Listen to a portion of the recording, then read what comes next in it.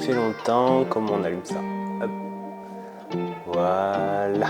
Donc aujourd'hui, troisième question dont vous m'avez parlé sur les réseaux, c'est comment on construit le prix d'une vidéo de mariage et d'une vidéo en général. Comment ça se passe et pourquoi on arrive à ce prix-là et pourquoi il y a autant de disparités entre tel ou tel vidéaste. Ça va du simple au double, du simple au triple.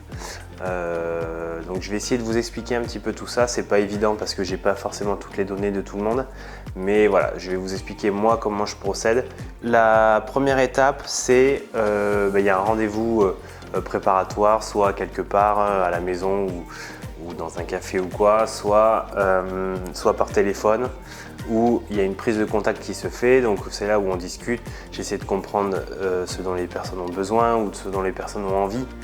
Donc ça peut être des mariés, ça peut être des chefs d'entreprise par rapport à ce qu'ils attendent d'un vidéaste. Je me présente, j'essaie d'expliquer comment je travaille, etc. Donc ça, c'est une première approche voilà, qui est facturée quelque part, même si ça apparaît pas dans le devis. Mais forcément, c'est du temps que je passe. Une fois qu'on a fait connaissance par téléphone, on va faire un premier rendez-vous où là, on va rentrer un petit peu plus dans le détail. C'est là où les mariés vont me présenter ce qu'ils ont en tête. Donc c'est là où je vais voir la durée du film ou la durée de la vidéo. J'essaie de réfléchir un petit peu à la complexité du projet à ce rendez-vous-là. La complexité du projet, c'est combien de temps ça va me prendre en tournage, combien de temps ça va me prendre en post-production. Est-ce qu'il y a des transitions qui vont être très travaillées ou ça va me prendre beaucoup de temps? Est-ce que ça va me nécessiter du matériel particulier? Est-ce qu'il va falloir que je mette du sound design? En fait, ça dépend.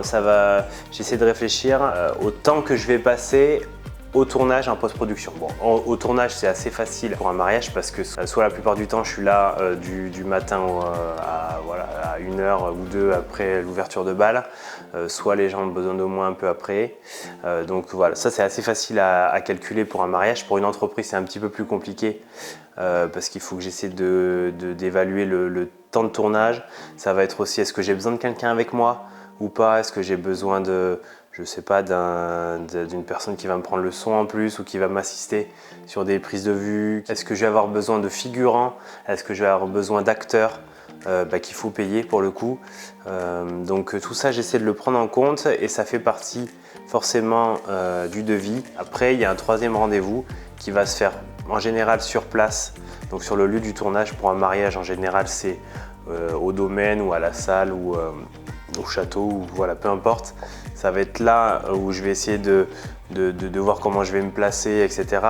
Pour une entreprise, ça va être visiter les locaux pour savoir où est-ce que je vais me placer, qu'est-ce que je vais avoir besoin comme matériel, etc. Dans le devis, dans le prix d'une vidéo, il y a ces trois rendez-vous-là. En général, c'est 3. Ça peut être 4 ou 5. Ça peut être aussi 2. Moi, j'essaie de faire un forfait où je me dis, voilà, il va y avoir 2 ou 3 rendez-vous, ça va me prendre tant de temps. Et donc ça va coûter tant. Dans la construction d'un prix de vidéo, il y a aussi le matériel que je vais utiliser. Alors là, je ne détaille pas. Ce que je dis souvent aux clients, c'est voilà, moi une fois qu'on se met d'accord sur un devis, j'essaie de faire la vidéo la plus jolie possible et je ne vais pas surfacturer si je prends un drone ou si je fais ci ou ça. Mais il y a quand même un budget matériel et à chaque fois que ma caméra s'allume, et ben, elle s'abîme. En plus, les marques ont la bonne idée de sortir un boîtier, un appareil photo, un drone tous les 6 mois. Donc il ne faut pas acheter un appareil photo tous les 6 mois, mais il n'empêche qu'il faut se tenir dans l'innovation technologique. Par exemple, moi je filme plus du tout en ce qu'on appelle en Full HD, en 1080p. C'est un format de qualité vidéo qui pour moi est déjà dépassé. Donc toutes les vidéos que je rends sont en qualité 4K. Donc forcément, il fallait acheter un appareil qui fasse de la 4K en qualité suffisante. Donc ça a un prix. Aujourd'hui, un vidéaste qui n'est pas télépilote de drone, pour moi, il a une grosse épine dans le pied parce que tous les clients, tous les mariés aujourd'hui demandent des images en drone, en tout cas me demandent à moi. Alors peut-être que je ne suis pas le bon exemple puisque je le propose. Alors si je le propose, certainement c'est pour ça qu'on me le demande. À mon avis, c'est devenu quand même un standard. Donc qui dit drone dit passer le permis, pour simplifier, le permis drone, donc la théorie, la pratique. Donc ça coûte environ 2000 €. Après, il faut acheter un drone qui tient la route. un drone qui va pas faire que votre vidéo, il va y avoir trop de différence de qualité entre votre appareil photo et votre drone. Donc voilà, tout ça, ça rentre dans le prix d'une vidéo, le matériel. Et moi, j'ai pas le meilleur matériel sur le marché. J'ai le matériel avec lequel je suis à l'aise, qui est qualité professionnelle, mais il y a des boîtiers qui coûtent beaucoup plus cher, il y a des drones qui coûtent beaucoup plus cher. Vous avez des vidéastes qui ont des caméras qui sont beaucoup plus chères que la mienne, des drones qui sont beaucoup plus chers que le mien, et forcément dans le devis, ça va se ressentir, puisqu'au lieu d'avoir, je sais pas, 7 ou 8 000 € de matériel sur le tournage, ça sera peut-être 10 ou 15 000. Et donc forcément, le coût de la vidéo sera différent en fonction de ce que le vidéaste utilise comme matos. Donc une fois que j'ai analysé la complexité du projet, si je vais être seul ou si je vais avoir du monde à mobiliser avec moi, la durée que ça va me prendre en montage, est-ce que ça va être compliqué ou pas. Une fois que j'ai fait tout ça, pour une vidéo qui n'est pas un mariage, parce qu'un mariage, il n'y a pas de scénario à faire, mais justement, pour une vidéo d'entreprise, je vais rédiger un script. Donc le script, c'est effectivement le scénario de la vidéo, c'est que je vais rédiger sur le papier. Alors en fonction de la vidéo, ça va être plus ou moins travaillé. Mais en tout cas, je vais faire une trame, je vais écrire voilà, comment je vois la vidéo, les plans qu'on va tourner, etc., comment ça va se passer. Pour un mariage, c'est assez différent puisque de toute façon, il n'y a pas de scénario forcément à écrire. Des fois, j'ai des idées ou les mariés ont des idées, donc je le prends en compte dans le temps que ça va me prendre en tournage et en post-production, mais il n'y a pas de script à écrire.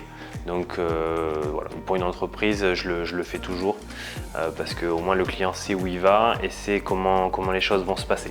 Une fois que c'est fait, que les mariés m'ont sélectionné, savent justement qu'est-ce que je vais faire comme film de mariage, combien de temps je vais être sur place, la durée de la vidéo, etc. Donc je réalise le devis forcément qui est validé et ensuite une semaine avant que le mariage se fasse ou que le tournage se fait, il faut que je fasse des démarches administratives. Donc là je pense surtout au drone, il faut que je dépose le vol en drone si j'ai besoin du drone en préfecture. Donc ça c'est assez rapide, même s'il faut que je vérifie quand même que la zone soit pas, qu'il n'y ait pas un aéroport à côté qui me demande des démarches supplémentaires, etc. Il y a aussi tout ce qui est stockage. Une vidéo de mariage filmée en 4K comme je le fais, une fois que je rentre à la maison, ça me prend entre 250 et 350, 400 gigas. Et j'ai plus de batterie sur la caméra. Voilà, j'ai changé la batterie, tout va bien. Donc ce que j'étais en train de dire avant que la caméra se coupe, c'est que une fois que le tournage est fait, il faut que je stocke les données de la vidéo. Donc il faut que je le stocke en 2 ou 3 exemplaires dans 3 supports différents, parce que si jamais j'ai un disque dur qui pète ou que j'ai un souci ou quoi, donc forcément j'ai des multi-supports pour être sûr de rien perdre. Donc tout ça, ça a un coût pour moi et donc de manière indirecte, ça a un coût aussi pour vous.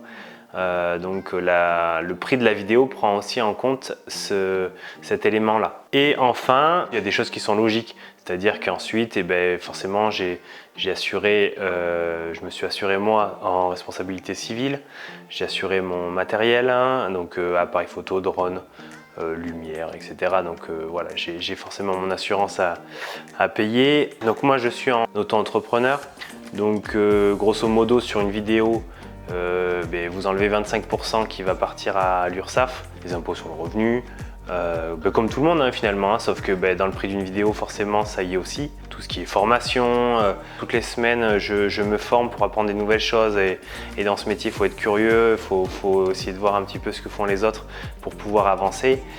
Donc moi je me forme avec un youtubeur, s'il voit ça je vais me faire allumer, un vidéaste qui est très bon et qui est très pédagogue, qui s'appelle Stéphane Couchou. Donc tous les mois je paye pour me former, pour vous proposer vous des nouvelles choses, à vous aussi des nouvelles choses, pardon. Il y a tout ce qui est licence pour les logiciels de montage. Donc moi j'ai la suite Adobe, donc Premiere Pro, After Effects, J'ai tout ce qui est aussi Photoshop, Lightroom pour les retouches photos, etc. Plus les plugins qui vont avec. Donc après j'ai un abonnement aussi pour payer les musiques. Donc moi je suis abonné sur Artlist, qui est une plateforme de musique qui ne sont pas libres de droit, mais en payant un abonnement, vous pouvez les utiliser et mes clients peuvent les utiliser aussi. Donc je paye un abonnement pour utiliser des musiques et pour que vous puissiez vous diffuser la vidéo comme vous l'entendez. Donc tout ça, ça a un prix.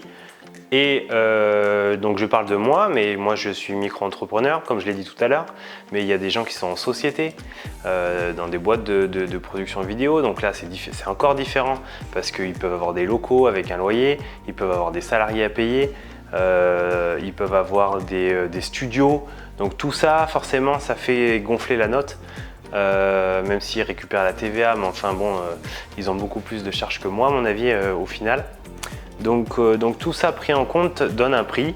Et ensuite il y a quelque chose qui est difficilement quantifiable et qui dépend forcément d'un vidéaste à un autre, c'est l'esprit créatif, l'expérience, le nombre de demandes. Le nombre de demandes forcément fait que les prix augmentent, puis c'est mécanique. C'est la magie du capitalisme, on va dire. Donc tout ça, ça fait que vous avez un prix final qui varie d'un vidéaste à un autre. C'est pas toujours justifié en fonction des personnes, donc il faut faire attention, il ne faut pas hésiter à poser des questions au vidéaste. Qu'est-ce qu'il prend en compte? Pourquoi c'est ci, pourquoi c'est ça? De toute façon, poser des questions, ça fait de mal à personne. Et il faut le faire. Voilà, j'espère que je n'ai pas été trop long, j'espère que j'ai rien oublié. Si jamais j'ai oublié des choses, n'hésitez pas à me le dire en commentaire. Je sais pas de quoi je vais parler la prochaine fois. Peut-être que je vais refaire une story sur Instagram pour vous demander. J'ai eu quelques demandes. Je vais jeter un coup d'œil sur mon petit Google Doc.